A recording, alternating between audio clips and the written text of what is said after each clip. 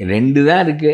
ஒன்று, இந்த பேச்சுவார்த்தையில் காங்கிரஸுக்கு இசைவாக பேச்சுவார்த்தை முடியவில்லை என்றால், காங்கிரஸ் வெளியேறுகின்ற நிலைமை ஏற்பட்டால் காங்கிரஸ் 2ஆக உடையும். காங்கிரஸே 2ஆ உடையும்.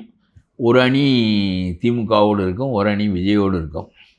ராகுல் காந்தியினுடைய அணி விஜயோடு இருக்கும். ப. சிதம்பரம் தலைமையில் உள்ள ஜனநாயக காங்கிரஸ் ஸ்டாலினோடு இருக்கும். அவர்கள் இந்த 10-15 இடங்களை இவர்களுக்கு கொடுப்பார்கள். இங்கே உள்ள எம்எல்ஏக்களை எல்லாம் அவர்கள் பற்றி கொண்டு போய்விடுவார்கள்.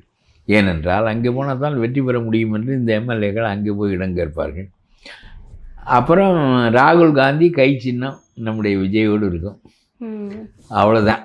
அதனால் காங்கிரஸ் வாக்குகள் சிதையும், சிறுபான்மை வாக்குகள் உடையும். திமுகவுக்கே முழுமையாக, காங்கிரஸும் திமுகவும் ஒன்றாக இருந்ததினால் முழுமையாக அவர்களுக்கு போனது போக இப்பொழுது இந்த பக்கம் வரும்.